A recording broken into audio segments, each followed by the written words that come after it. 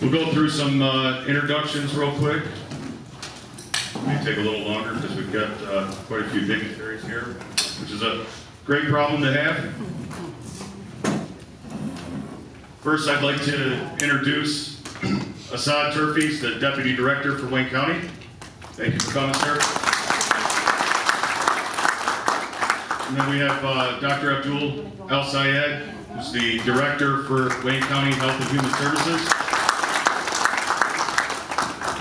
Also with us, Randy Walker, the Director of Wayne County Veteran Services. We've got the past Commander, Department of Michigan, VFW, Ray Lopez. District 4 Commander, Wayne County, VFW, Michigan, Tracy Nagy. Department of Michigan Commander, Military Order of the Purple Heart, Ron Allen, and Commander of this post. Mayor of City of Romulus, Rob McCray. Downriver for Veterans, Curator, Director, Founder, Ann Rudisil. Washtenaw County Veterans Affairs Director, David Sains. Department of Michigan Service Officer Director, Sydney Love. We got Gary Easterling, who's the Department of Michigan American Legion Director. Phil Smith, our representative from the Department of Michigan for the Marine Corps League. John Reiling, Vietnam Veterans of America Department President. And then his counterpart, Mike Goodpaster, who's the local Downriver Chapter President. Gary Easterman, as he used to fish with Ernest Hemingway. He's on his own.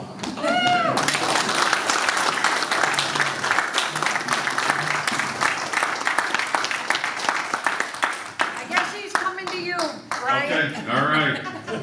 There's no stopping here. Pops is going to take the show away. Pops, I don't have an award for you. I'm just giving you recognition. But if you want to come up and sit up at the front, you've earned your spot up here. Lastly, it can't be said enough, because it wasn't said enough, but Vietnam veterans in this room, welcome home.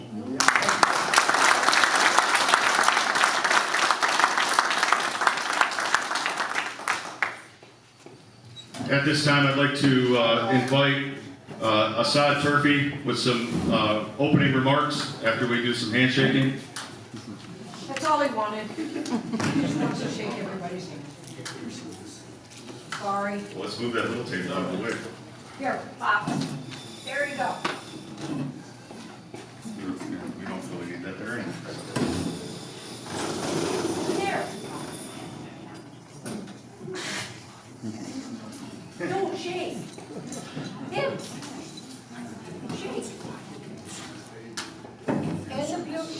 Dude, I knew. He is a flirt. He'll be back, so watch out. Brian, I'm not gonna let you go. That's all right. That's all right. Better come shake his hand. I already said hi. Okay, So ready? say. Welcome, Pops. Thanks for coming.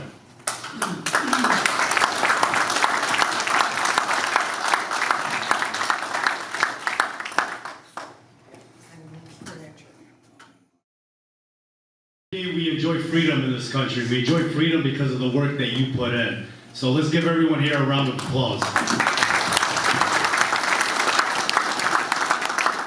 I started off my career in Wayne County 21 years ago as a sheriff's deputy. I wore a uniform. I understand what it takes to wear a uniform. And as I grew through the ranks, and I got to a part, I wasn't always in a suit. So I started off my career as a grunt. And doing the work in the county. And one thing that I realized and understood as I grew my career is the government bureaucracy. I think we've all encountered government bureaucracy and the red tape that exists. And sometimes that red tape exists because policies were created 20, 30, 40, and in some case 50, 60 years ago that we are still following in government. The people up here are working every day to try to help break through those bureaucracies to ensure that our veterans have the services that they deserve. They earn the right to be taken care of. They serve this country with great honors, and it's our duty to ensure that we're providing the services to make sure they're taken care of. About a couple months ago, about a month and a half, 2 months ago, I met with Brian and Ray, who were brought to me by Mayor Bob McCray from Romulus to address some challenges that the veterans in the area have been encountering.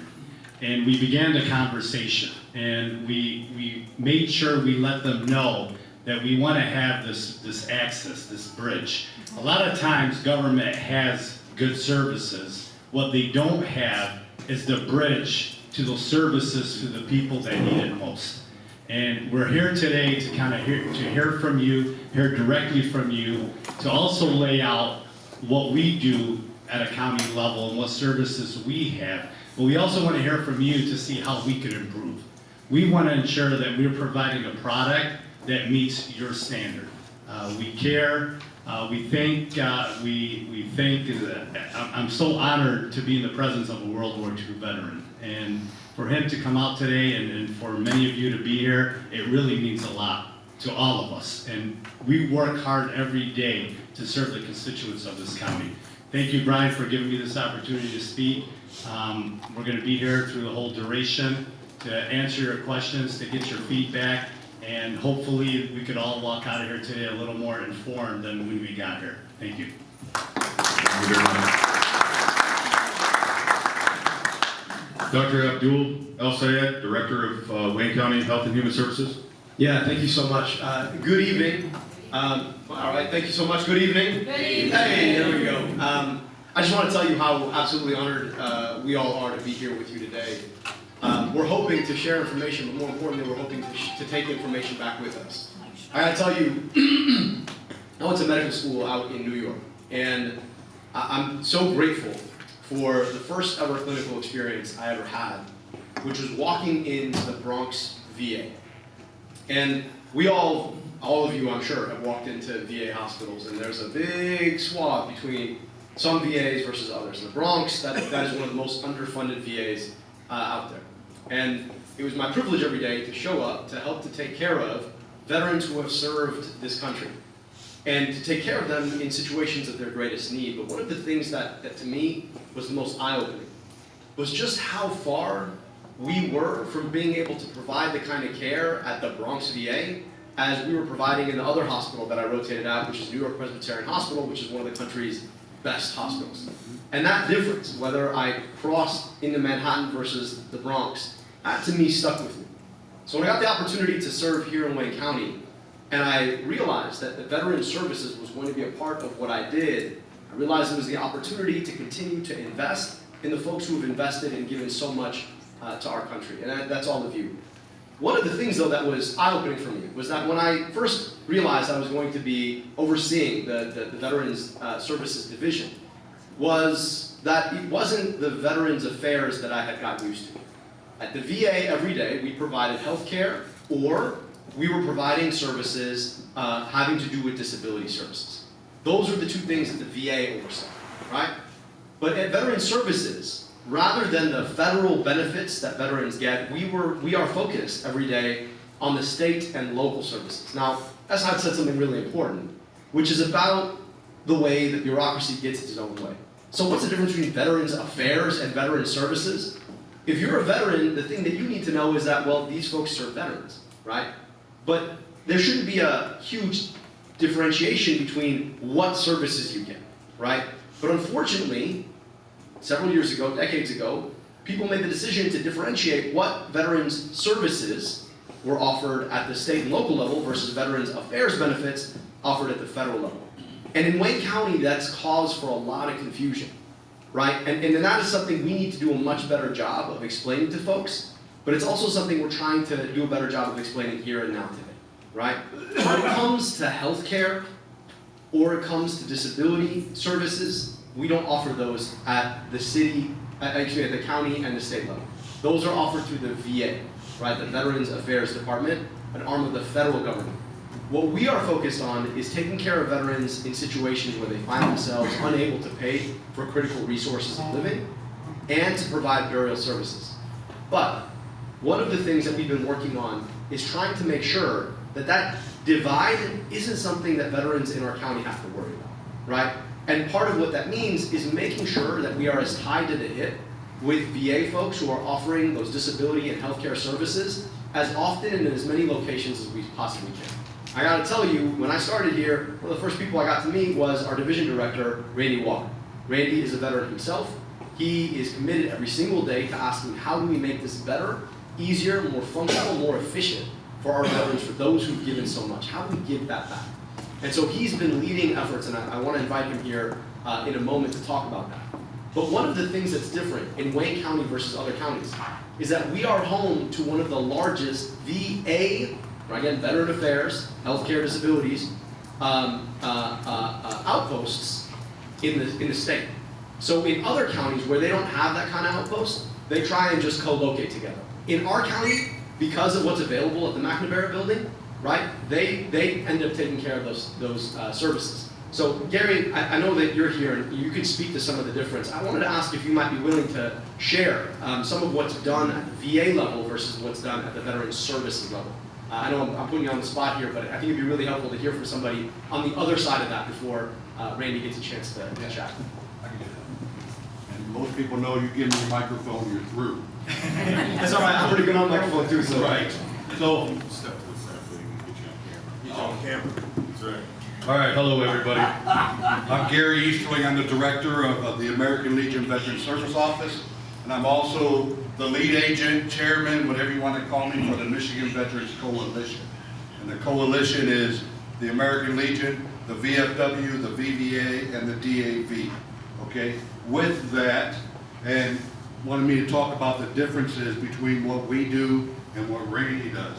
I will tell you, as a veteran service officer in the coalition, we have 47 veteran service officers just here in Wayne County alone. We have 14 different offices that we go to, starting from Southgate up to Garden City and Canton and north up to the Michigan Veterans Home. All right, and we cover 14 offices throughout Wayne County. So we got this covered. We can do it. We got it. We help a lot of veterans. But what the biggest problem that we have is when we have that veteran that needs other services besides VA things, besides disability or medical care. Our problem is we don't have the money to help a veteran that needs their rent paid, that is homeless, right? That needs that other stuff, the roof fix, the car repair, things like that. We don't have that capability. That's why we go to Randy at Wayne County and the Veteran Service Office, because they take care of those things for us. So that's the biggest difference between us and Wayne County, is that we don't have the services to do those other things. So that's what. Thank you so much. Yeah, that's really helpful. So we've actually put together just a one-pager here that you guys might find on your table that explains the differences. But one thing I want you to understand, and I want you to just take with you. A veteran shouldn't have to differentiate between what's provided by Veterans Affairs versus what's provided by Veterans Services. So what we're trying to do is make sure that when and where we are providing Veterans Services, that we also have Veterans Services officers from the VA, and I know that verbiage is so complicated, right? Those words overlap.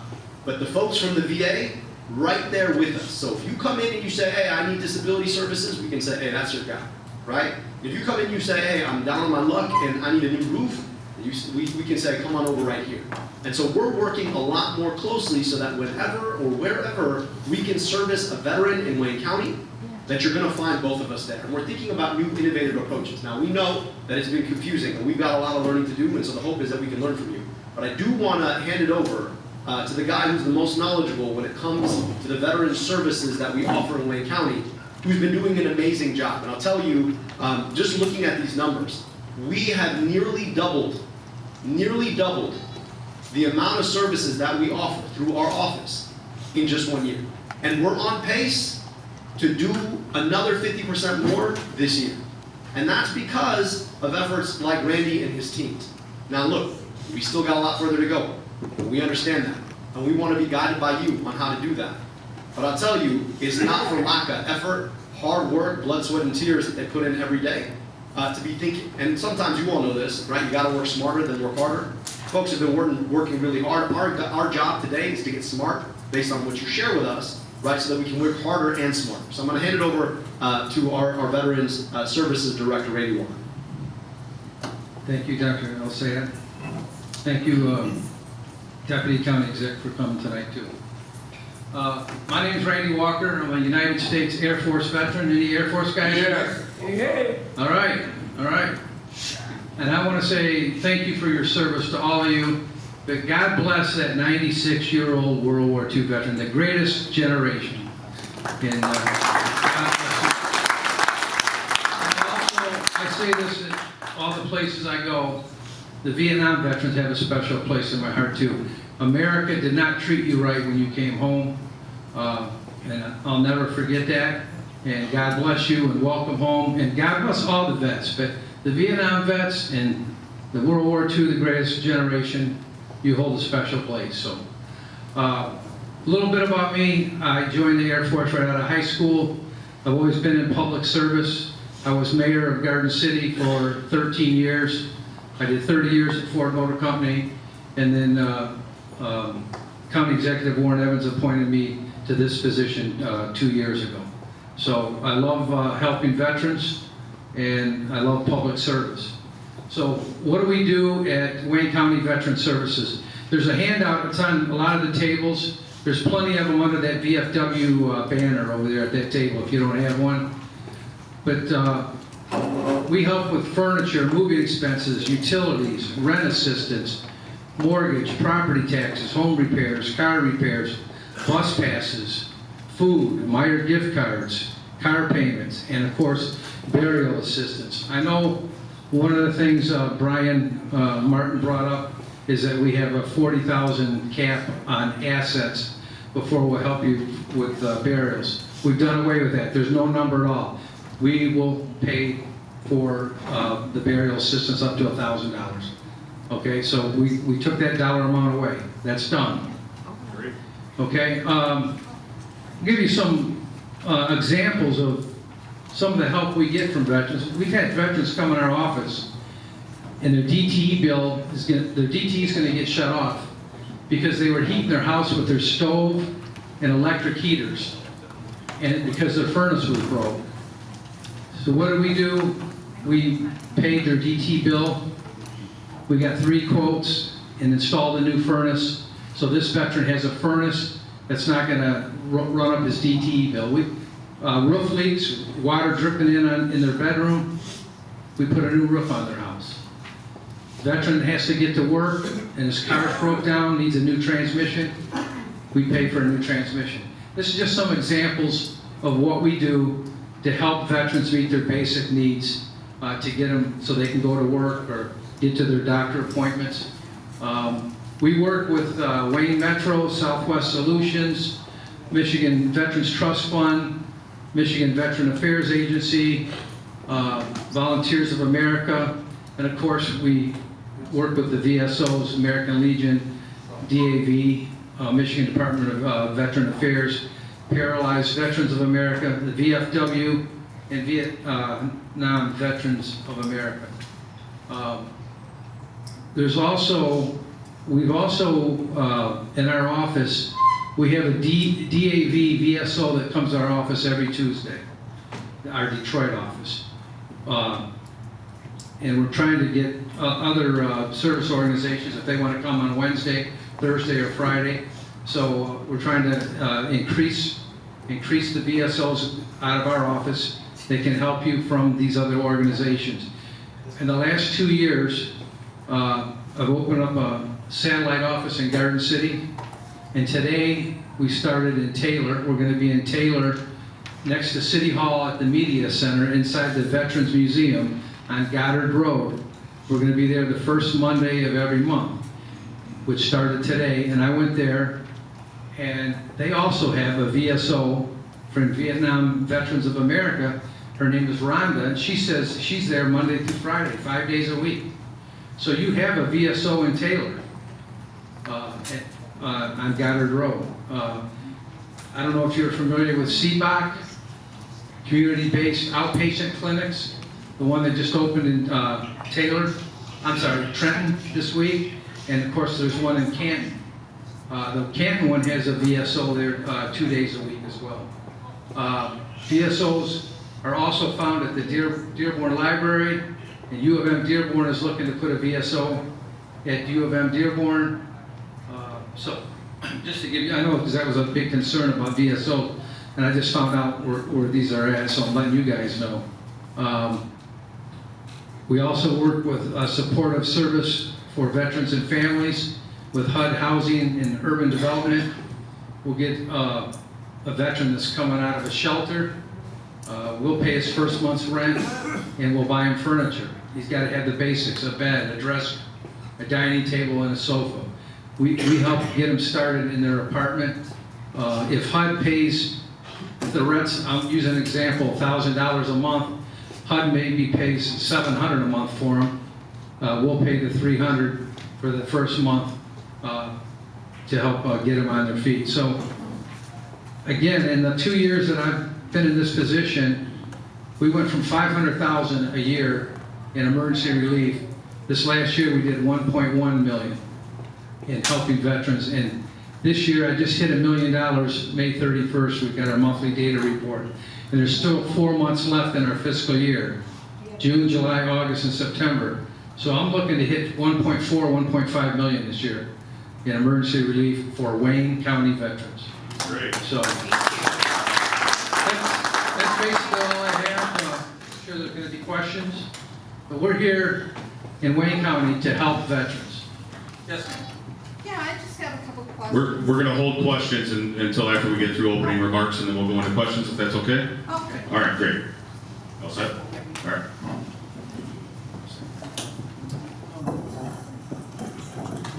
And I'll make it short and sweet so you guys can get down to business here. My name is Bob McCrate, the mayor of the city of Romulus. I'm honored to be here tonight. Welcome to our city. I've done a lot of work at this post with Ron and the members here for a long time, long before I thought about running for office. And I've always thought that government needs to do its job to help our veterans. I didn't serve, I had family members that do, so I've been active in the veteran community for a long time. And when my campaign team found out about the work we do with Foundation 14, and we've always done work with the Anna Down River for veterans, they wanted to use it during the campaign, and I wouldn't allow them to do it because I don't want to commercialize this. But you can bet your ass we're going to use our seats in these jobs we have now to push your cause forward, to make sure the right people have it. So I heard that there was a disconnect between VFW and Ray Lopez and the state, and some things were going on in Wayne County. We use that relationship to bring them in there, and I know the Wayne County team's always about solving problems as soon as they hear about them, so I was happy to have them here in the city as well, to hear from you guys firsthand. So thank you all, and welcome to the city of Romulus. Yeah, without Mayor McCrate's involvement, we wouldn't be sitting where we're at today, so thank you. Next up, introduce past commander of the Department of Michigan, Ray Lopez. We're in an extremely unique situation here to be with the leadership of Wayne County, also to be with the leadership of the VSOs for the state of Michigan and Wayne County. There has been concerns countywide. We all have a duty to make sure that we correct them. Wayne County is certainly sitting here with us, and they're willing to help in resolving those issues. I'm out in the trenches, been out in the trenches for a long time in Wayne County with City on Michigan Veteran Trust, Region 1A Veteran Committee, and so on and so on. And the fact is, a lot of veterans do not want to go to downtown Detroit, pay the $20 for parking, get a ride to get there, to see us in the office. That is the #1 issue. Very good news about the CBOC. That is a very recent development, and I commend our VVA president for dispatching somebody over there. The Ratcliffe Center, that is in existence as well. That helps our veterans, but we still have a large veteran population in Wayne County that seek local VSOs. The Taylor situation there, we were serving that from the VFW. We dispatched somebody there for about 18 months, if I'm not mistaken. That is good news. That's a new development. So we are going in the right direction. We look at our brothers and sister VSOs, our Wayne County leadership, all as a team to serve the veterans in the county. And what we're trying to do is be par with the other counties. Also, to be stellar for as far as the VSOs are concerned. And that's why we're here today. We're amongst great leadership here, both at the VSOs and the county, that want to accomplish that. Wayne County Services does great things. They led the charge for the $1,000 death benefit. That is astounding, and that should be commended, and it is much needed. And we're very grateful for that. The Soldiers and Sailors Funds is another issue, not issue, but a positive. Quite generous. The numbers don't lie. They're really coming aboard. My concern here is the VSO in southern Wayne County and western Wayne County. This particular area in Romulus is very underserved, very, very underserved. And a lot of our veterans don't drive, so they got to be local. But at any rate, we're here at the table. We're building, we're constructing, we're throwing ideas off each other, and we will be successful one way or another, and we will make it work to serve the veterans in this county. Thank you very much, Brian. Thanks, Mayor. Next up, I'll invite Tracy Nagy, Commander of District 4. Good evening. Thank you all for being here today. This meeting marks an important step towards our collective goal of enhancing services for our veterans in Wayne County. As many of you know, I am deeply committed to advocating for improved services for our veterans. And I believe that through constructive engagement with Wayne County, that we can make significant strides in this endeavor. Today, we have an opportunity to discuss how we can better support our veterans, address their needs, and ensure that they receive the services that they deserve. Our veterans have sacrificed so much for our country, and it is our duty to ensure that they are well cared for. I'm confident that with your expertise, dedication, and collaborative spirit, we can achieve great things together. Let's use this meeting to share ideas, identify challenges, and develop actionable solutions that will benefit our veterans. Your input is invaluable, and I encourage open, respectful, and honest communication as we work towards our common goal. Thank you again for your presence and participation. Let's make this meeting productive and impactful for the veterans that we serve. Next up, Commander of the Military Order of the Purple Heart for the Department of Michigan and Commander of this post, and our host, Mr. Ron Allen. Thank you. First of all, I'd like to thank everybody for being here. This shows you, shows you how much and how sincere we are about our veterans. As a Purple Heart Commander of the state of Michigan, I ask a lot of veterans, and it's surprising the hell out of me. They don't even know what a Purple Heart is. And that really stuns me. And I asked a couple of people, I said, do you know what a Purple Heart is? Oh yeah, you're the guys that got the furniture and the clothes. Yeah, we do, but it's more than that. I had the privilege and honor of making Southgate and the mayor of Romulus a Purple Heart City, which we're going to be raising the flag June 14th at 11 o'clock. To make a Purple Heart City, that means you're stepping up and you're understanding and you're supporting the men and women who are wounded in combat, and those who pay the ultimate price, and those who are, the families are suffering from the loss. These pins I have, that's what they do. They represent not only a Purple Heart, but they represent our veterans in total. Because we put everything on the line for our country. And again, I'd just like to thank everybody for being here, and I hope it's a very good and productive meeting. Thank you. I don't think Dave wants to speak. Come on. Do I have any of the other representatives that I introduced, they want to say anything else before we get started into the meeting? Or are you guys ready to get down to the brass tacks of it? Ann, where'd Ann go? You want to say anything? Okay. Well, just a couple things that were touched on.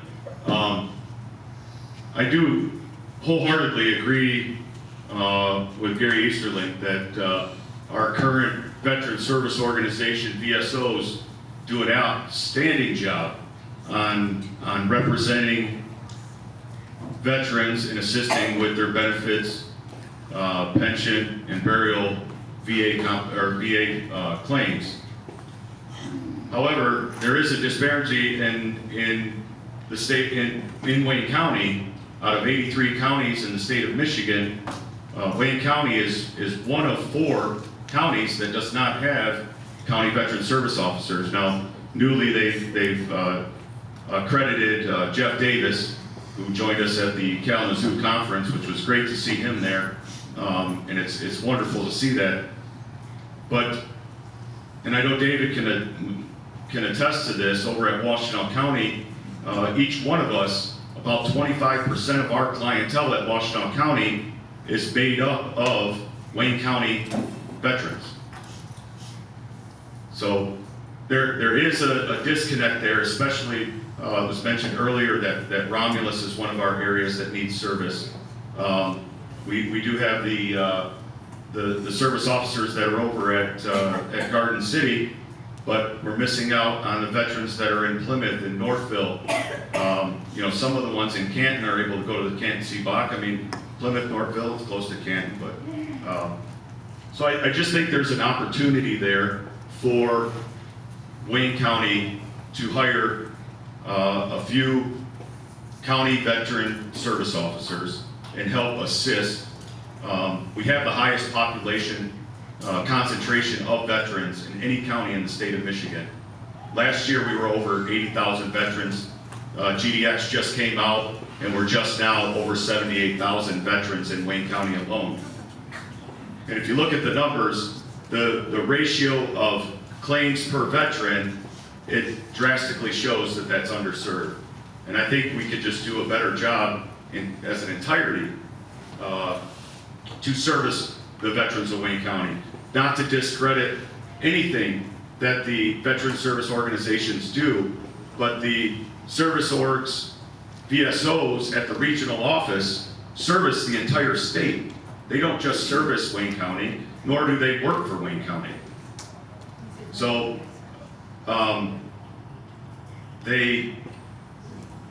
they're, and correct me if I'm wrong, but if there's an appeal, that's where we want the appeals to go to the regional office, right? I have to disagree with you, Brian. Okay. And that, I mean, we're having an open discussion, but okay, well. I agree with you. Okay. So we don't want to take anything, you know, the American Legion, the VFW, the VBA, they get funding by how many claims they're processing, right? So of course, our service orgs are kind of protective of pulling and holding those claims, but we also have a duty to serve the veteran. Is that, am I wrong in saying that? Yeah. Okay, I apologize. Scratch that from the record. It is, did that used to be the case? Where you guys had to show a certain amount of numbers in order to get funding from the state? Okay. Okay, all right, well then I stand corrected. All right, I just got, outside of those opening remarks, I just wanted to caveat on some of the things that were said before. I've got a few opening remarks and then we're gonna go right into the Q&A session. So, good evening everyone. Thank you for joining us this evening on this important town hall meeting. It's truly inspiring to see so many dedicated individuals and organizations coming together to support our veteran community. I want to extend a special welcome to Randy Walker from Wayne County Veteran Services, Mr. Assad Turfi, the Deputy Executive for Wayne County, and Dr. Abdul El Sayed, Director of Wayne County Health and Human Services. Your presence here underscores the importance of this dialogue and our collective commitment to our veterans. We are here to discuss several critical initiatives aimed at enhancing the support of veterans and provide to veterans in Wayne County. First and foremost, we're advocating for the establishment of accredited county veteran service officers within Wayne County. While we recognize the efforts of the regional office in Detroit and the Veteran Service Organization service officers, it's evidence that we need more localized and dedicated approach. Our goal is to ensure that the over 78,000 veterans in Wayne County receive the comprehensive support that they deserve right where they live. By establishing county veteran service officers, we can more effectively address pressing issues such as homelessness, mental health challenges, and the transition from military to civilian life. These officers will be pivotal in improving accessing to benefits and services, ultimately fostering a more supportive environment for all our veterans. This was already in my speech, but you guys already addressed this one. But additionally, we aim to discuss the possibility of increasing the burial benefit eligibility from $40,000 in assets to more than 100. But you guys eliminated that completely, so thank you. Another critical point for tonight's discussion is Wayne County's relief program. Currently, the assistance, not only for veterans who have received, currently assistance, you mentioned some of the items, but it's also been mentioned to me that they require either a shut-off notice or an eviction notice to help with utilities or rent assistance. We believe this policy needs to be revisited and provide proactive support, preventing such crises before they occur and ensuring that our veterans do not reach these dire circumstances. We're here to have a positive and constructive discussion, and I encourage everyone to share their insights and ideas respectfully. Any disruptive behavior will not be tolerated. Any individuals who do not adhere to this will be asked to leave. Our goal is to collaborate effectively and find solutions that will benefit our veteran community. Together, we have the power to make a significant impact. By working in unison, we can ensure that Wayne County becomes a model of veteran support and advocacy. Thank you again for your commitment, and I look forward to our productive discussion tonight.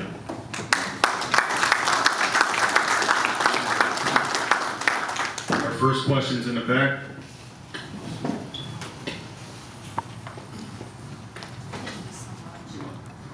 Hi, I'm Louise Pastula, Richard Pastula's daughter, AKA Pops, our World War II veteran. One of the questions that I have is for Randy Walker, and that is, what are the actual qualifications to get help from you? Where can we actually find the guidelines that you go by to make sure that we can get our veterans this help? I'm part of Down River for Veterans also, and I know that we've tried to reach out to you guys too.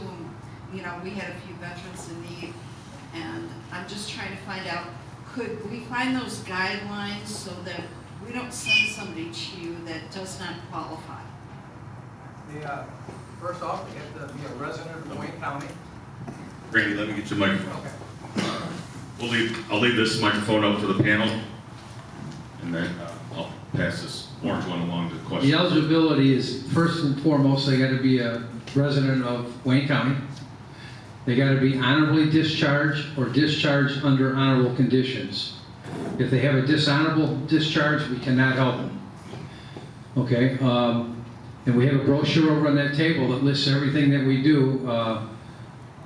You know, they come in and meet with one of our social service specialists. They'll look at their bank records. They got to, you know, if they're saying they're getting evicted, we'll call the landlord and put a hold on it. You know, after we meet with them and see that they can afford to make the payments going forward. If we catch them up, we'll pay their arrears, and we'll pay 1 or 2 months forward to help get them on their feet. But we help with all, like I said, car repairs, roof repairs, burials, utilities, rent, taxes, bus passes, food. We can send them to Universal Foods on Warren Road in Detroit, or we can give them Meijer gift cards to purchase food. I think, Ms. Pastula, if I'm not mistaken, I think the question you're asking is there a place you can go, you know, maybe a website that just shows you the guidelines, right? Like who's gonna And if those aren't clear on our website, what we can do is make sure that we're listing our guidelines there.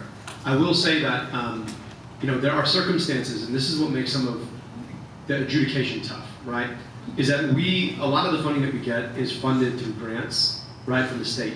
And if the state comes back and says, well, you gave a service to somebody who wasn't appropriately served, that puts the whole grant in jeopardy. And so there is a level where the director has a certain level of oversight over a decision. So you could imagine a situation where a veteran would not be in dire circumstances but for a terrible situation of like a gambling addiction, right? And you can look at their statements and you've got withdrawal after withdrawal after withdrawal at a casino. In that situation, you're like, well, this is funding that we should be giving to somebody who is, by circumstances outside of their own situation, right, in need. And so there is a level of oversight, but we can do better about offering those guidelines and making sure that when you send somebody, they're not in a situation where they've taken all this time to come and visit us, and then they're like, oh, well, sorry, I got turned away. And I can imagine that that's really frustrating. So I really appreciate the question. And so what our commitment coming out of here is we'll make sure to offer those guidelines on the website, right? So that you can just go and, waynecounty.com/veterans, and you can see what those guidelines are going to be, who's going to apply or be eligible for funding and who's not. Oh, that's wonderful. We look forward to working with you on that. Let me give you another example. Everything's case by case. When my counselors come to me, again, emergency repairs, like I told you, like a roof leak. I had one gentleman come, he wanted a sidewalk put in. That sidewalk is not emergency repair, it's not a necessity. Well, I found out he was in a wheelchair and he needed the sidewalk to get up to the porch. So we put in a sidewalk for him. That's why it's a case-by-case basis. And that gives me the authority to, under that circumstance, overrule that, yeah, we'll put in a sidewalk. You can't wheel a wheelchair in gravel. So just to give, there's different eligibility, but we also bend and flex. Right. I have another question about the burial benefits and such, and I'm not sure who was. Yes. I noticed that it's always the spouse that is considered. I've taken care of my father since 1996 now. I left my career. I left my livelihood. I spent my money to pay off this home from my retirement fund. I think that a little bit more attention needs to be paid towards the caregivers and the family members and not just the spouses.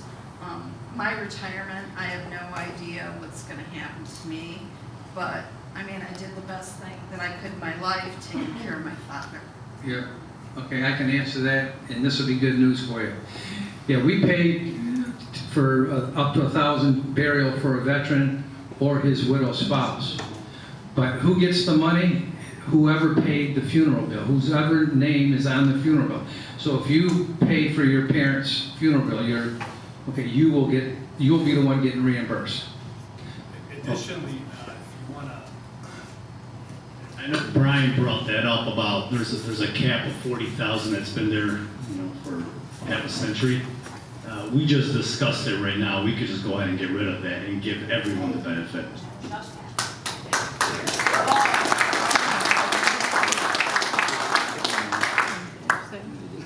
That's super great news. And then in regards to any of the care, I would direct you over to this table full of service officers that are for all of the service orgs. I think we have DAVs missing, right? So we got every single one represented except for the DAV, but they can help. There is caregiver assistance that's offered through the VA. So are you receiving that now? Yes, right now I am, but it took several years because they looked at the World War II veterans pretty much last. And, the post 9/11 veterans were given that benefit about 10 years ago or more. So, Well, Randy, I just want to caveat out for hers, because I like to know for my reference too, do you help only wartime veterans or peacetime veterans as well? We have a CVS County Veterans Service Fund grant from the state that allows us to help the peacetime veterans, so we can do both. How much is that grant? 1,000. No, I'm not talking about burial. I'm talking about just, how much does this you get from the state? 745,000 this year, and they just notified us next year they're giving us 821,000. All right, so you can help peacetime veterans as well? Yes, Okay. peacetime and wartime, as well as the soldier and relief, which is strictly for wartime, but we can do burials for both. Is that relief as well? Yes, That's what I was getting at, is relief. yes, You know, housing, whatever. yep, Okay, yep. all right, thank you.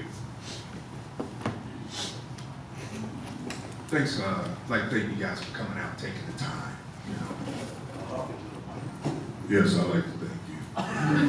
You're the Army boy, you're not Air Force. I'm sorry. More operational questions for you guys, even though you might not have the power authority to bring about these possible suggestions. Have you guys considered moving your office to the federal building on the 12th floor with us? They got open, there's some open floors right there. It kind of make more sense, especially for the veterans. They come see us, someone died. You know, hey, you know, you in Wayne County? Yes. Go talk to those guys about the burial. All these other things versus, hey, they're over in Greentown or wherever, and, you know, those guys leave the building. Most vets will put things off. So I think that would be a lot more convenient for those guys. That would make sense. Yeah. Also, maybe in your title, you know, Wayne County Veteran Services, what about Wayne County Veteran Social Services? To add some distinction to that, because veterans will look at you guys as traditional county offices if they, you know, start finding you guys. So, just my thought on these two things, but definitely right there where we're at, that'd be a perfect location for you guys. I really appreciate that suggestion. I'll tell you this. It is definitely something we can look into, and you know, obviously the maneuvering of leases. Anybody who's ever rented a place or bought a place, you get that takes some time. But I'll tell you, we will look into it, and if there's open space near you all, that'd be great. I do want to speak to something that's actually a little bit bigger picture, though. I actually think that the approach that we take, which is like you have one central office where you go, that's brick and mortar, and that's fixed, may not actually achieve the best goals that we have. And here's what I mean by that. There are many different, anybody who's ever worked in a central location serving people, you know that some days you're going to have a lot of folks and then some days nobody comes, right? And a lot of locations that we actually have trouble getting to folks information about where we are. And so you have somebody who's sitting there and they may see 3 people a week, right? So one of the things that we've been thinking about, and I'd love to get feedback here, right? Because right now it's just an idea. You could imagine a veteran services truck, right? That is literally a mobile office. And we can go to a whole bunch of different locations and go for a half a day, right? And hit a lot more of our big county, right? Because we know that a lot of our veterans have mobility challenges, right? They're not necessarily able to just hop in a car and get where they need to go. So if we're going to local public libraries, parking in the in the parking lot, right? Offering those services a lot closer to where people actually are, and being really smart about showing people a map on our website of where we're going to be, we may actually be able to get to more veterans and serve our community in a much more tailored way, right? And so that's an idea that we're thinking through here about trying to, you know, get to the 21st century here about what's possible. One point that you made, just to answer the question about the name, I agree with you. The difference between Veteran Affairs versus Veteran Services, that is so confusing. The tough part is it's written in our charter that we have to have a Veteran Services department. In fact, there was a whole issue, right? We have the department that I oversee is Health, Human, and Veteran Services. So the whole question about, well, are we meeting our charter obligations in the name of what we call the thing? So I hear you, Veteran Social Services is a much better name. Unfortunately, like none of those 3 have the authority to rename it. It's certainly something that we would consider. So just to make sure I heard you accurately, we definitely want to take a look at potentially locating in the federal building, and we'll take that seriously, take a look and see if there's open space and if rethinking where we are so we're close to you is possible. Second, I do want to hear some feedback about this idea of a mobile unit, particularly for servicing out Wayne County. right, outside of the city. And then lastly, we'll look into what it would take to change the name. I do think that we've hit a lot of roadblocks, but I can tell you we'd look into it if it would make it easier for our veterans. And one thing if I could add, a little over a year ago, we opened up a satellite office in Garden City. Now, Garden City is a little bit away from here, but it was us showing the initiative that we wanted to be closer to our veterans in the community. And it's definitely something we're open to. We want to hear your feedback. Clearly, from an operational perspective on our side, with the more offices, the more we have to staff, and it definitely increases costs. So these are things that we got to analyze on our side. But the mobile unit that the doctor just spoke about is definitely something that, you know, we could fund one unit and imagine a schedule where, you know, on Wednesdays we're in Romulus, and then on Mondays we're in Westland, and on Fridays, you know, we're in Southgate. So that essentially, I think, is something that, and I know we're just brainstorming some ideas right now, but that's an idea, and if the veterans in those local areas and through our resources, through our VFW halls and American Legion and our federal partners, we get that information out through the county, it increases that bridge and access. And one note, just, Ryan, I appreciate your passion about the getting VSOs with the county. I think the issue is not necessarily who employs a VSO. It's that we want to have a VSO anywhere we're providing services, right? To your point about what's the point of having us located in the federal building, it'd be that when people come to see a VSO, we're right there, right? Or people come to see us, you're right there, right? So it's not really about employment as much as it is co-location, right? That we're in the same place at the same time. So you could imagine, right, that on this truck, this van, that you've got both a Veteran Services representative and a VSO, and we're hitting all of these communities in any given week. And so what we're really just trying to do is crack this nut of thinking, what is the most efficient way forward? Because what we don't want to do is open a bunch of offices, right? And then a lot of our funding that really ought to go to veterans who need it are employing somebody who sees somebody 3 days a week.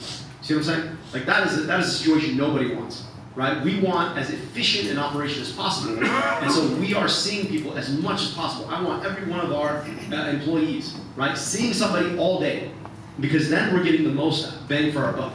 And so opening a lot of offices seems like the right approach, or employing a bunch of VSOs seems like the right approach. But if you open 5 offices and 10 people come in a week, you're wasting a lot of people's time and money that could be going to veterans. So we're trying to think, how do we make sure that our VSOs, our veterans services are with the VSO everywhere we go, that we're efficient about our footprint, and that our people are meeting the need, but also as efficiently allocated, so we're saving as much of our money, right? Rather than paying salaries for folks, we're paying those benefits that are so critical for veterans.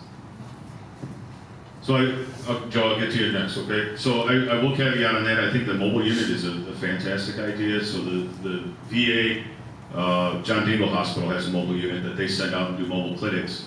And even a cooperation with the VA and double dipping, having both of them, both units in the same location on the same day might be something that we can work towards too.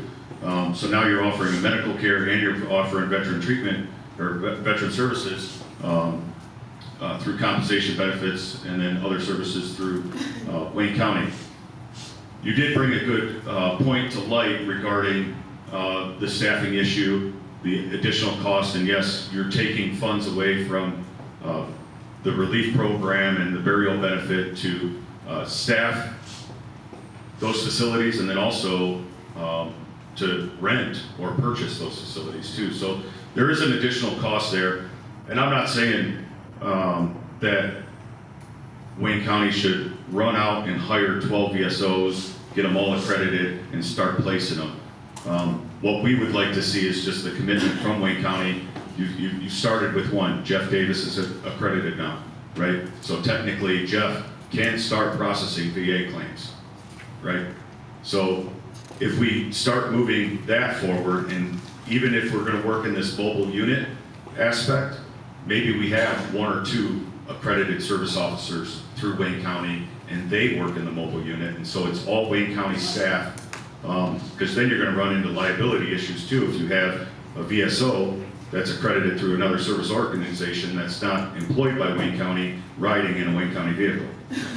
So, We just won't tell the lawyers. That's when you get kicked out into 2 years from now. so I worked for Wayne County for 17 years, and we had several people fired from roads because they were picking up people that weren't employed. So, Joe Cotton. Hi, Joe Cotton. I heard something earlier that was just an example that just was a little bit alarming to me, and I wanted to get clarification. One of the oversights as far as what a director may or may not have as far as who is actually able to receive some of the relief program. The example that was used, was if someone had gambling addiction, that may be cause to not give them a relief program. Is addiction, is that something, okay, and that's why I wanted to make clarification that is something that's pretty big, in the veteran community. And when I heard that word, it set off alarm bells, particularly in my head. I've struggled with that in the past, so I wanted to give you the opportunity to make clarifications there. Yeah, I really appreciate that point. Our job in a situation where somebody is losing their resources to an addiction is to get them the treatment they need, right? And oftentimes, the way that shows up, and I'll tell you as a physician, one of the hallmarks of addiction is that you deny that you have an addiction, right? That's like literally definitional, right? And so part of our job, right? It's not that we turn you away and shame you. It's that we recognize that the services that you need now, most imminently, yes, maybe trying to address some of the challenges that you're facing in your life, but also to get you to the care you need when you need it, right? So addiction is not a reason to turn somebody away from services. It is a reason to make sure that they get the services that they need, which of course we just talked about. We don't offer those services. That's the VA. And so in that scenario, I raised that scenario just to demonstrate that, the right resources may be something that's upstream of the situation that somebody faces. But I really appreciate the question and appreciate the care on that. If I could add to that, one thing that I think many of you know this from your experience, there's never ever two situations that are the same. And we want the ability for the director to have some discretion to make those game time decisions, right? Because you never really know what the circumstances are that led to this point. And for instance, we don't do sidewalks, like the director mentioned. But there was an individual who's a veteran in a wheelchair that needed a repaired sidewalk to be able to get in and out of their home. That is something that we went, if you look at the paperwork says we don't do sidewalks. But in that case, we did a sidewalk because it made sense. So I think maybe the example that was used probably wasn't a good example, but I just want to be clear that it's essentially the discretion is there for the director to be able to make those abilities, and we want the director to be able to make those decisions. So just some quick clarification. Mr. Walker, you said earlier something about paying someone's DTE bill or calling their landlord if they're behind in rent. So it seems like these aren't hard and fast requirements to get financial services, but I don't think it appears that way to people. It seems like a utility shut-off notice or a court-ordered eviction notice would be required for any help. Is that not true? Again, each case is different, but when they come in and meet with the counselor, he wants to see their bank statement. If you got $100,000 in the bank, we're not gonna give you a penny, right? Okay, we can tell that yeah, you're definitely in trouble, and we can call DTE and put a hold, say do not shut their power off, we're gonna pay this back bill. But it's sitting down with the counselor and going over all the eligibility requirements. I think that's where it's like on the website for Wayne County Veteran Services, it's very specific that it's required documentation. So I think maybe switching that up, if I'm a veteran and I'm searching. Well, the required documentation is driver's license or Michigan ID to prove you live in Wayne County, your bank statements, your DTE shut off, your you're shut eviction off or a notice. court-ordered eviction judgment from the court. Is what it says is required. So I'm just saying, if I'm a veteran looking, I'm gonna go, well, that's it. I mean, I'm behind, but I'm not shut off yet. I guess I won't even make the call to ask for help. I think you raise a really important point, which is to say, if you're at risk of being shut off, or you're at risk of being evicted, our intervention is more effective before that actually happens than afterwards. It's like, you're about to get a heart attack, and you're like, you know what? Come back to me once you've had a heart attack, and then we'll do it, right? And we wouldn't do that in medicine. Yes, now. Right. Wait until everything is catastrophically wrong, and then we'll help you. Yeah? So I guess my question is, and this is the tough part about it, Yeah. how do you assess and how do you make sure that the eligibility meets the spirit, right? Because an eviction notice is a very hard and fast thing that you can, and so what I think would be really helpful is, if folks have some thoughts about this, I'm gonna give you guys my email address. It's hhbsdirector@waynecountymi.gov. I would love, you guys have thought a lot about this. So as you think about it, if you could help us and say, here are some ways that we could really get to where we're going, and that we could avoid that catastrophic situation, that'd be really helpful. Because the other side of it is, we don't want to be in a situation, right, where someone is like, hey, help, I'm about to lose my home, right? And that's actually not verifiably true, and they're like, hey, I saw an opportunity to take some, and and we know that nobody in this room would ever do that, right? Folks are too honorable for that. But, right, we also know somebody, everybody can think of somebody who would.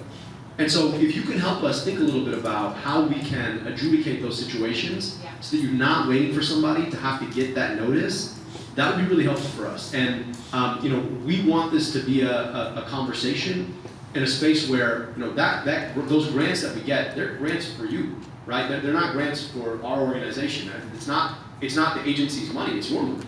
Our job is to be thoughtful stewards of that and to make sure that we don't lose that in the future because we're not being thoughtful enough about making sure that the people who get the money need the money, right?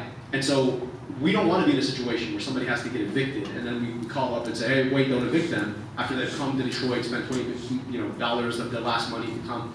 We don't want that situation either, but we do want to be able to understand, okay, so how do we make sure we're making a thoughtful choice and a decision that's educated by somebody's real dire need, right? But that also doesn't require them to fall, down the cliff before we throw over a ladder. And one thing that we could do on our end is we'll definitely review our website to make sure that language is clear and listen to Dr. Abdul say, the director and the Veteran Affairs Director.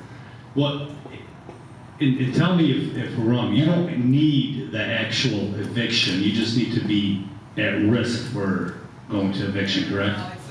The veteran brings in the eviction notice from his landlord. Brings in the eviction notice from the landlord. After we sit down with them, the eligibility stuff, the bank statements, all that, we contact the landlord and say, don't evict them, we're gonna pay. Before it goes to court. Yes, before it goes to court. Okay, the agrees that it has to be a court order judgment of eviction. Yeah, no, we take care of that before. Yeah, we need to clean up the language. And DTE, they let us into their computer system. If you come in,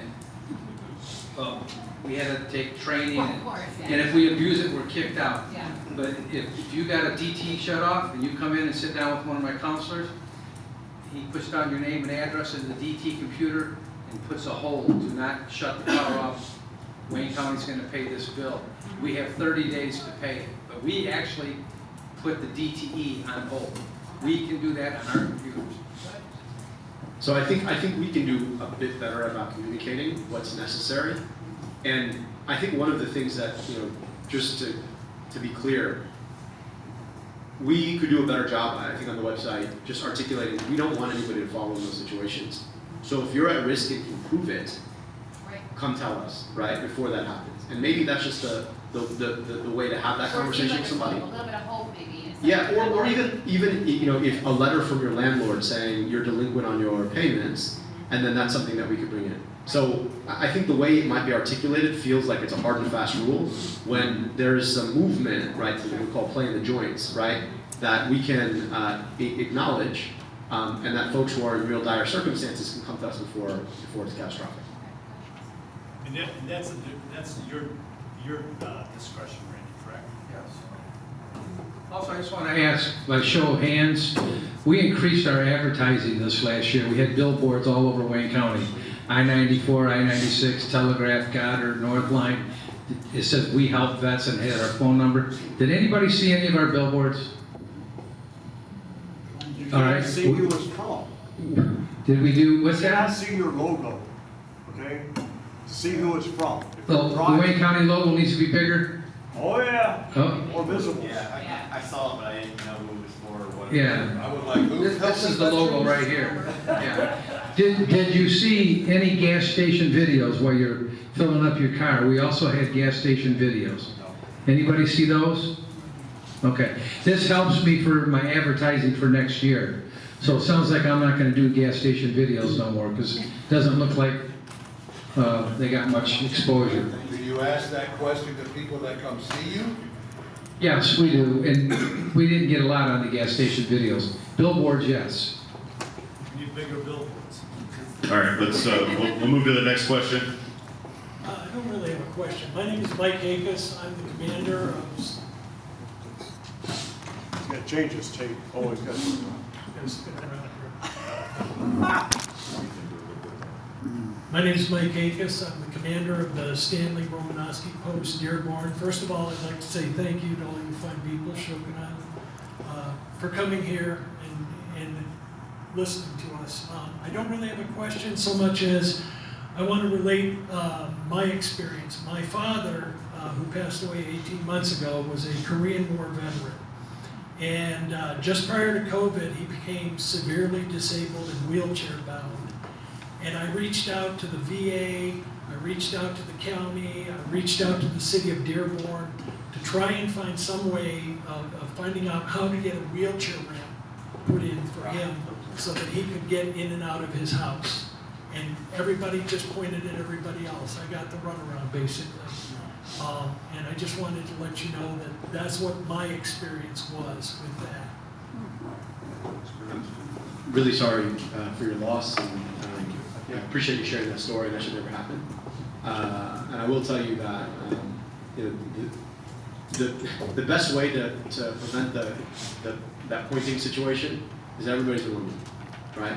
And that way, there's never a situation where they point there, you run over there, and then they point to the other. Like everybody's here, and we're going to figure this out here, right? So I appreciate you sharing that story, and it reminds us that to Brian's point, right, that we need to make sure that where there is a resource for veterans, there are all the other resources for veterans, yeah? Right, because otherwise what happens is, folks like you, just trying to help your dad, are running all over this county trying to find that help. You waste time, he doesn't get the resources he needs, and everybody gets upset and frustrated about it. So I appreciate you sharing that. Again, sorry for your loss, and thank you for your service. If you look at this chart that everybody has in front of them, and I think the year that you mentioned was right after COVID, so I assume it's 20. Just prior to COVID. Just prior to COVID. In government, sometimes we try to hire good people, and sometimes it just doesn't work out. Just the reality of it. Ever since Randy Walker's been there, you see those numbers going up. And that means we're helping more veterans. And that is something that the county executive Warren Evans, it kept pushing on us. I need more services, more services. We need to spend the money that we're getting from the state. We need to ensure that the grants that we're getting is getting into the hands of the people that need it. And when those directors don't work out, we get rid of them. And we brought Randy. And ever since Randy got here, you see those numbers, they climbed from 500 to 600 to 1.1, 1.4, and I think we're on track again to do just a little over 1.4. So hopefully we're improving. Unfortunately, these situations can happen from time to time. Anytime you have two entities, that there's really sometimes when you have two people in charge, there's no accountability, and you need to have one in charge. And we're going to constantly work to try to improve our operations to ensure that you're getting your services. I can definitely attest to the work that Randy's been doing in almost my 20 years in the VFW. Randy Walker's name is the only Wayne County director that I know. So, and I knew Randy's name before we even started this discussion. So, I mean, the work that he's doing has been a huge improvement. And the idea of this town hall meeting is just to help propel that momentum forward. Got another question? Thank you for that, Brian. Good evening, my name is Mitch Miller. I'm the Grosse Ile VFW Post Junior Vice Commander. I've been there 7 years, and you know, I've never once seen a veteran service, whether it be VSO or VA related, come to our post to a meeting. We have them every Wednesday, the third Wednesday of the month. And it strikes me that like we're trying to get veterans help. And that's the general idea, whether it's VA or VSO or Wayne County. And I really like the idea of this mobile unit that you discussed tonight up there on the board. And I think that if the VSO went mobile and you added some VSOs with this mobile thing, with maybe even with the VA or the Wayne County, whatever it may be, you would reach more population. So if you had one in like, I don't know, Detroit, and it's service like, you know, Canton and Detroit, and they went between the two, you know, and people knew where to go, you know, like the third Wednesday of the month, they're gonna be here, or every the second Tuesday, or whatever it may be. I really think that that could be impactful. But you may need to look at your metrics and all that stuff with money, you know, this is over my head. But I do believe that there could be a great gain from making it a little more mobile, less brick and mortar, maybe brick and mortar mobile combination, if that makes sense. Yeah, so thank you for that feedback, and I know you probably feel like you're on an island. Well, what we're gonna do is ensure that, you know, we want to ensure that access, and that is something that, you know, I've said that word access several times, and that is something that we are committed to doing, is bridging the access, no pun intended. I will tell you that if you're looking for Wayne County Veteran Services to come to one of your post meetings, most of what we have here is the individual post leadership from Wayne County. So this is their commanders, their senior vice commanders, their junior vice commanders, or their service officers. That's who's present in this audience, along with our friends from Down River for Veterans. If you want Wayne County Veteran Services to come to your meeting, call Randy Walker. He will show up to your meeting and he will talk to you. Sir, the third Wednesday in June is June 19th. I'm on vacation that week in West Virginia, but I will be at your July meeting on July 17th. We might close the bridge, it's an island. So I'll get with you after here to get your email, but I will be at your July meeting. Yeah, you know, I just want to say one last thing, because I had a thought earlier, because you gentlemen up there have said so many great things. It was about, you know, you had mentioned that, you know, you would look at someone's bank statements and they would be like showing like a history of gambling. Well, that's a mental health problem, right? So if somebody is gambling and has a mental health issue, maybe that's the VSO that would catch that and then relay that before it ever got to you. So then maybe those numbers that you have at Wayne County would go down because you're catching mental health issues earlier through the VSO, you know, or something along those lines. Again, I don't know everything. We refer him for help. This one that he was talking about, his bank statement said MGM ATM, MGM ATM, MGM ATM. And he made $7,000 a month, which is plenty of money to pay all his bills. But he was gambling at least $5,000 or $6,000 a month. So he was coming to us for help because he only had $1,000, $1,500 left. It's like, first off, you got to go get help. Gamblers Anonymous, you got a gambling problem. So, you know, once you take care of that, you should be okay. But if you need help, come back and see us. But we refer them, we send them to the right agency. We don't just say, get out of here, we're not giving you nothing. We do not do that. That's good to know. I'm coming in July. I want to say this, there's 43 communities in Wayne County. And I've heard different commanders or people, different organizations. We never see you in our city. Memorial Day and Veterans Day, I do 3 or 4 cities every year. And I try to mix them up. This year, I was at Dearborn, Trenton, and Grosse Pointe Farms. You know, last year, Highland Park, Detroit, Garden City.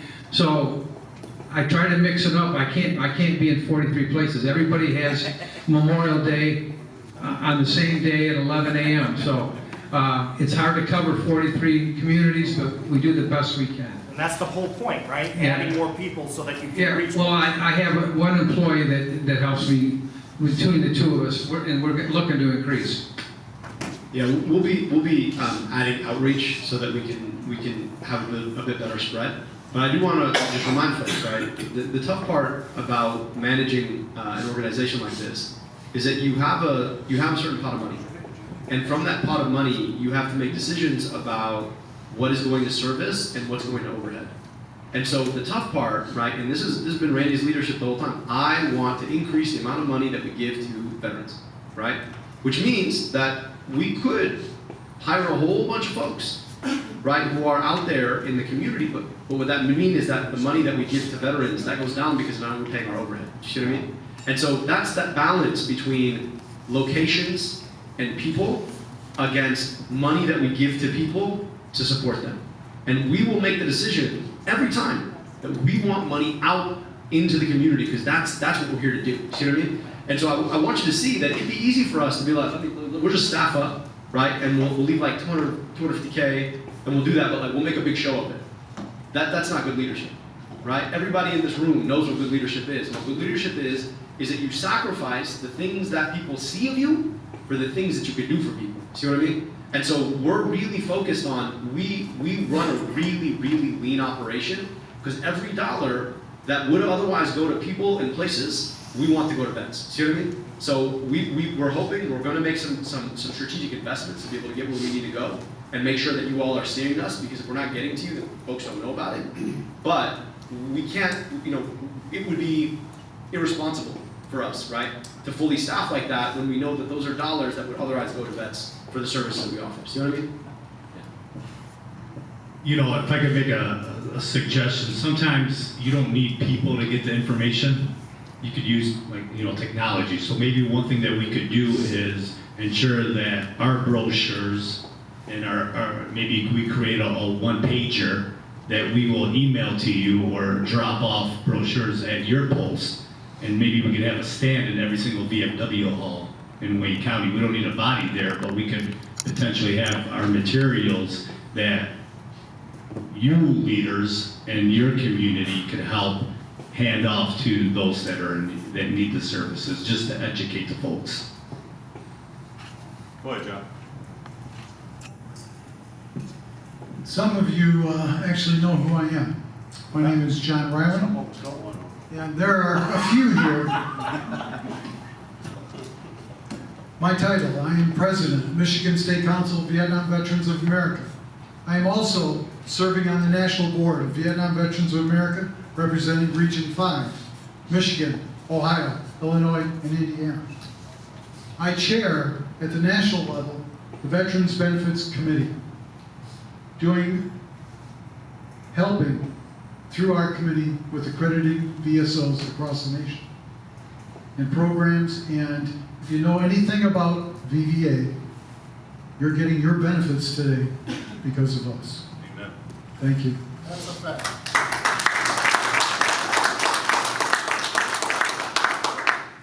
And Randy, I'm the best kept secret in Garden City, right? I don't know about that. I'm hearing a lot of things, and gentlemen, ladies, I hear communication between our organizations, and we are part of the coalition. And when Gary's standing there, I know the smoke is pouring. So, communication. I just heard something about a one-pager. I'm on my computer every day, 2.5 hours answering emails. If I go to my barber shop and he says, I've got a veteran that needs help, where do I go? If I had something in my wallet or in my pocket that I could hand to that barber and say, have this guy call Randy Walker, then we do that. You gotta remember that there's two types of veterans in here. Old veterans that don't touch computers, period. They're still out there. I was elected Sunday on my birthday to my 7th consecutive 2-year term. So I'm still dealing with veterans that will not touch a computer. Everything has to be hand-delivered, mailed, something. Then you have all these veterans that grew up with computers and they can be reached. Hard copies, we still have to And those veterans that are seniors, my generation, there's more of us than any of the other veterans so far. Yet, we need to reach out to them. I like the idea of going into the posts, going into the chapters, talking, putting something out, establishing that line of communication. Ryan, City of Plymouth, I've got a VSO in there 2 days a week. VFW's got one in there the other 2 days. You didn't know that. Who's talking to Gary? Who's saying, Coalition, where are your VSOs? That line of communication needs to be opened up because the state mandates all this fancy stuff, but we're not helping Wayne County if everything has to go to the state. You know, they do all this advertising and all these different things. We need to take care of Wayne County. We're still the largest veterans organization. And when you're talking about the caregiver, I'll give you an interesting fact. If you're post 9/11 and apply for caregivers benefits, it takes a while, but you'll get approved. If you're a Vietnam era, and I hate the word era, I like generation.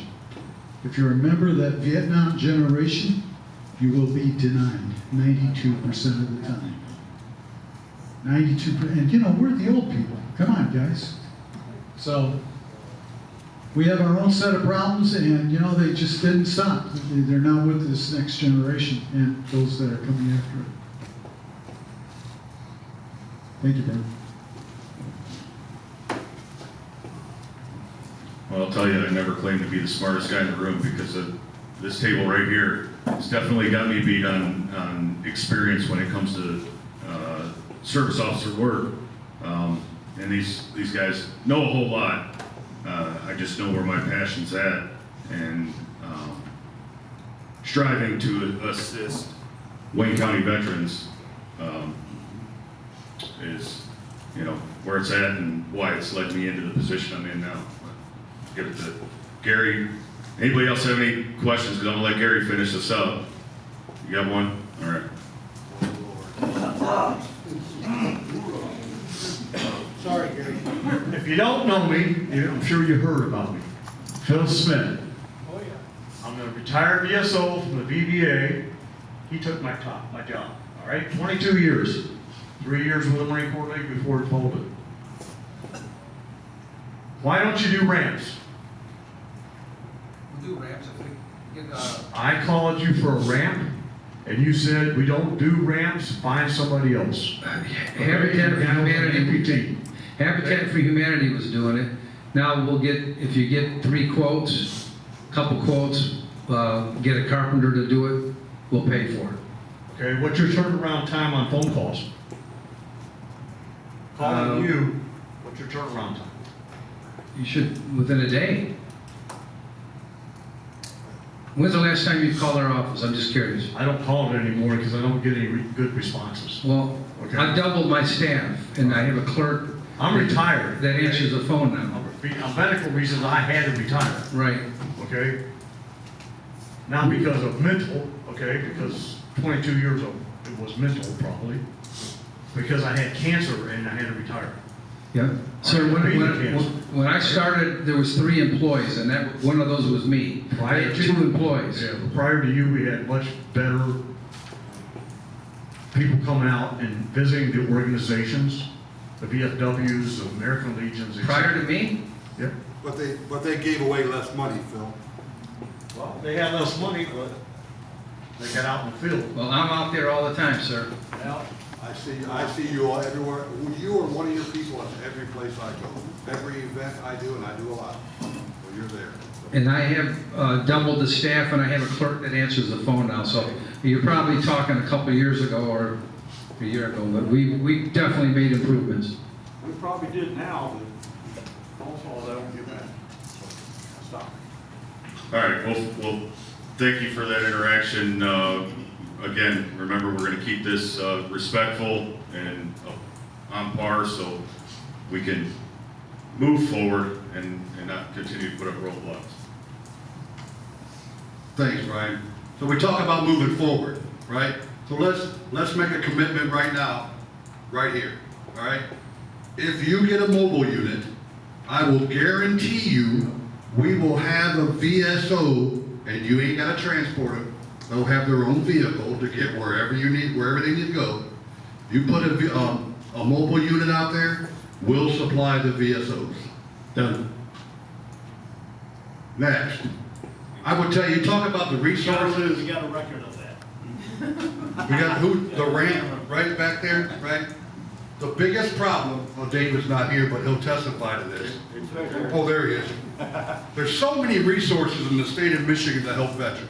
So many, right? With everything, right? But who are they? We have no idea that this person does this person does that. There is no centralized place for even me to call and say, hey, I got a veteran needs this help. Well, we can't do that, so I got to keep trying. The MVAA was supposed to do that 10 years ago. You remember? When they were first chartered, their job was to be a resource center, a one-stop shop. A veteran calls, wants a resource, they were supposed to point them to a resource, right? It's crazy. If Wayne County can come up with something for us to say, okay, we need this service. I have a veteran in Randy's office that needs to file a claim for disability. Who do you call? Right? I have a veteran that needs a roof. Who do I call? If Randy ain't got the money, okay, who else can do it? Habitat for Humanity here, right? Whoever. But we need to have that. That's a huge one. And I would tell you, talk about advertising, John talks about old people. What do you do in the morning? The TV, right? You watch the news, don't you? No, I don't. Well, most people do. I know I do.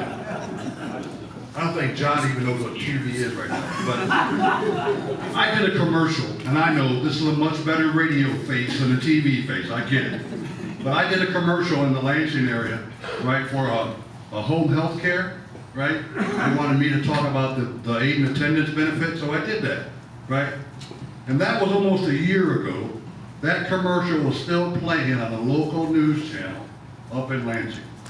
So I hear it every morning when I get up to get ready for work, and I hear my voice, I'm like, oh my God, they're doing it again. How does your wife respond? What? How does your wife respond? I don't have one of those. But it works. I mean, I can go places, people recognize me and say, oh, you're the guy on TV. Right? Yeah, that's me. But they know. But if we could do something like that here in Wayne County, you know, people watch the news. Every restaurant I go to when I come to Detroit, in the mornings has the news playing, and they have the little commercials up there. We need to do it. We need to do it. So I will make the commitment as the American Legion director, and I will get with the other directors, but we will provide a VSO, because I know this part of Wayne County is underserved. I get it, right? We only have so many people. Garden City, when they put an office in there, so did I, right? We've been in Garden City just as long as Wayne County with a veteran service officer. I have a veteran service officer there every Monday, and they can see anywhere from 10 to 20 veterans a day on every Monday. But if I had them there every week, all day, all week, we probably wouldn't see them, right? So let's work together, Randy, right? Let's make this happen. We're here, all right? Let's do it. Yeah, we're there on Tuesday and Thursday. Right. So we can make it. We can do it. Thank you. We got one more question that came in the back, and then we'll have you guys go through some closing remarks after that. What about social media? There's so many things, there's Snapchat, Instagram, Facebook, TikTok. You guys ever think about using that? Social media person's sitting right there. She's putting all this on social media tomorrow. Yeah, but that's definitely one thing that definitely social media, all access. If we encourage you to follow our Wayne County Facebook page, also Executive Warren C. Evans page. We're constantly sharing information out there in the community. Anything, all those social media posts, we want you guys to follow them. And I think as we are creating that one pager, we'll also ensure that we have that link to all our social media. So we have the available content. And please note, for social media purposes, we try to engage in the most populous areas of social media. So Snapchat is not going to be our target audience, neither will TikTok. Facebook is our bread and butter for getting out information because you can be more lengthy in our information. We also have Instagram as well, and we do have Twitter, but we don't use Twitter that much because we don't get a lot of engagement in Twitter. So if you want a lot of Wayne County information, Facebook is the bread and butter to getting all that information, and then obviously Instagram would be next. And that's all I use. So what did you say the site is? Or It's definitely just Wayne County for Facebook. just Wayne County? Yes. We were thinking So about TikTok. what about specifically for veterans though? Specifically for veterans, so I work with Randy and in regards to the communications team, so whatever he creates, we're going to post. We were thinking about TikTok too, but Randy, he doesn't do the dance crazes. Well, he's got a few people in his office, right? He could have them do it. We're not that kind of establishment, sir. Not necessarily dancing, I'm just talking general information. We'll definitely take your suggestion and ensure that we're providing that information. But the one thing that we're definitely going to do is go back and look at our WayneCounty.com website and the tab for veterans, and look at that section to see how we can improve it to make it more user-friendly and more user-understanding. Yeah, I think the social media site, maybe a separate Wayne County Veterans page, and then every organization in here has their own page, and then we can like and share that respective page, and then people aren't getting over inundated with other Wayne County information. The information that comes from Wayne County is veteran related. Yes. So is there like a veterans Facebook page, like a general veterans Facebook page? There's about 1,000 of them, if not more. Just for Wayne County. Yeah.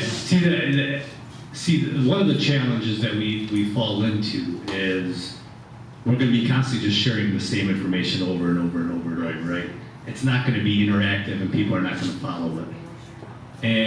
But if there's a page or a resource where we could take one of our Wayne County pages and that has a ton of followers and be able to, post right from that page onto a site, that's definitely something. But we'll definitely consider it, and we'll take a look at it, and we'll see what we can do to improve our service. All right, we're going to go through closing comments, seeing no more questions. So I'll start with Commander of District 4, Tracy Nagy. Thank you. I'd like to thank you all for your active participation and the valuable insights that were shared during today's meeting. It's evident that we all share a common commitment to support veterans in Wayne County. Through our discussions, we've identified several key areas where improvements could be made, and we appreciate that collaboration. I'm optimistic about the plans and initiatives that we've outlined today. Our collective efforts and collaboration will undoubtedly lead to better outcomes for our veterans. I'd like to extend my gratitude to Wayne County Veteran Services, Assad Turfy, and Health and Human Services, the Wayne County Leadership Team, for their openness and willingness to work with us. Together we can ensure that our veterans receive the support, care, and recognition that they deserve. As we move forward, let's stay engaged and maintain the momentum that we've built today. I look forward to working with each of you to implement the ideas and solutions that we've discussed. Thank you once again for your dedication and commitment, and let's continue to strive for excellence in serving our veterans and making a positive impact. Thank you.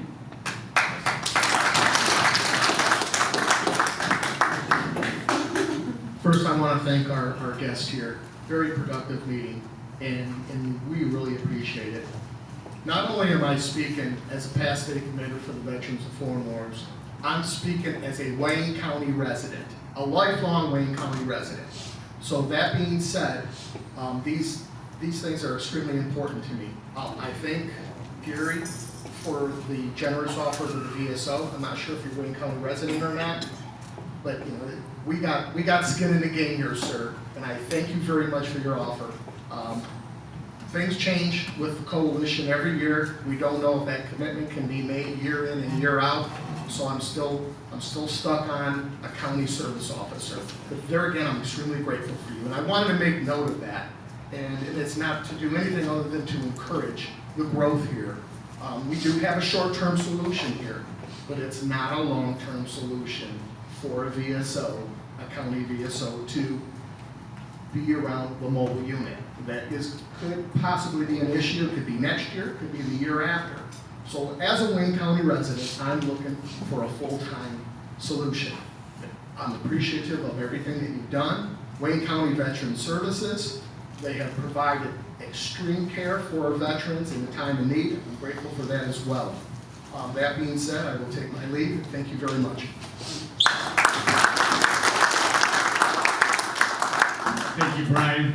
Thank you, Ron, Tracy, and Ray. Thank you all for coming out tonight. Hopefully, you received some information that can be valuable.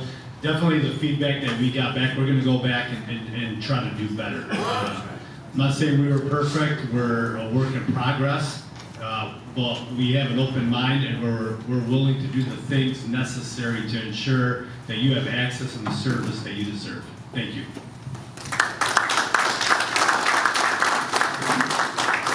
Yeah, I just want to thank you all for welcoming us in your space and, of course, your service. Our goal is to dignify that service by providing the best possible service we can back to you. There are a couple things that we talked about today, and I'm somebody who likes to just focus on one of the deliverables.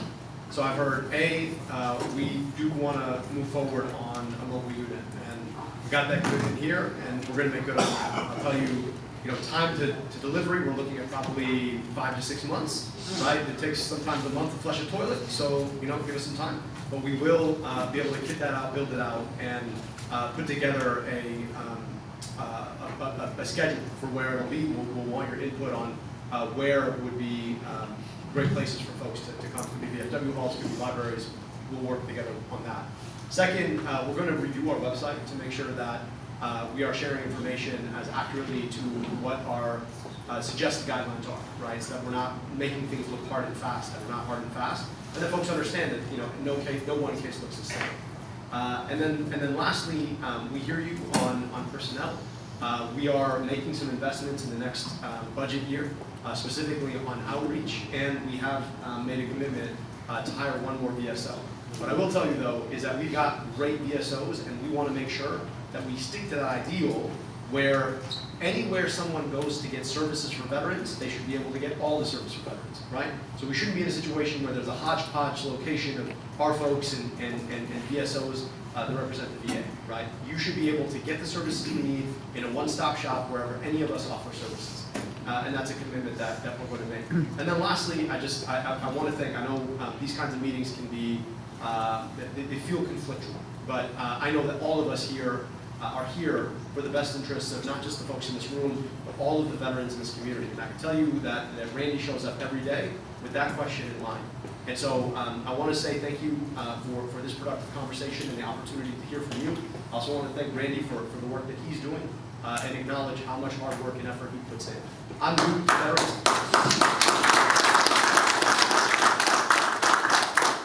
I'm new to veteran services. Most of the work that I do is on the public health and clinical services side. But I'm inspired every day by the team that he represents and just the professionalism that he brings to the job. So I'm grateful for what he's doing, and I know that all of us here are here in the spirit of providing the best possible services to folks who deserve them here in our county. So thank you so much for welcoming us. Thank you for inviting us here tonight. I can tell you my office is committed to helping veterans. We are committed to helping veterans. Very productive meeting. We're not perfect. A lot of productive comments tonight. We're going to look at all those. I like the mobile unit. I like updating our website, Facebook. We got to look at all that. The one pager. We can make changes. There's always room for improvement, and that's what we're going to do. We're going to make improvements in Wayne County Veteran Services. We're here to help veterans. And our brochure's over there with our phone number. Give us a call. I go to different sites every month. Sir, I am going to come, like I said, in July. I need to talk to you after this meeting. But thank you for having us. Thank you. Thank you. Thank you to the Wayne County team for coming out and always taking action when they heard about an issue. Not a veteran, nor am I a psychologist, but I can tell you what I've done in the veteran community and what I've seen. And one thing you need to do to break down barriers is to make it easy for somebody. So somebody served in our armed services, part of the best military in the world, it's not going to be easy for that person in crisis to ask for help. So you got to make that easy process go, and this is how you make that happen. What struggles will you face? You tell people who can make decisions and changes, and it's obviously already trying to do that. The other key important part that we do with Foundation 14 is that follow-up. It's okay to pay somebody's light bill and do those kind of things, but what are you doing to make sure that veteran is out of that situation and put him in there, and that follow-up and that network? And that's where you have to have a coalition of veterans that speak that language and also people who can get things done. And that's an important part of it. It's great to solve a problem, make it easy, but you gotta have that follow-up, right? And I love the idea of the mobile issue. It makes it easier for these guys. And like I said, it's a guy or could be a woman. You have pride. You're not gonna want reaching out for help, and it's not a handout, it's a hand up because America wants to help, right? So, there's some great conversation here today, some great things got framed up, and I'm already hearing some solutions being offered. I'd like to kind of challenge everybody right now for a good follow-up meeting. Schedule that follow-up meeting as soon as possible, because these meetings are no good if you don't have actionable items, so you can't debrief and talk about them after. So, love to host it here, get around with us, but great work tonight, and I'm glad there's some good communication. So, thank you, everybody came out here tonight.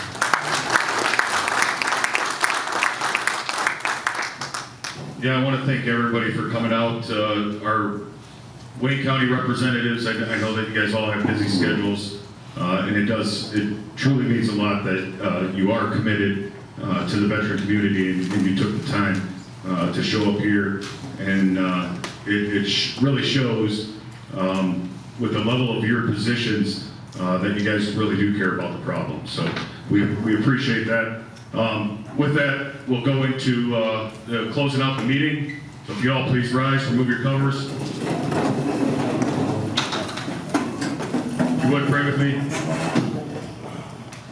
Glory be to you, our Lord and our God, as we behold the blessings that you have given us as citizens of the United States of America, residents of Michigan, and veterans of Wayne County.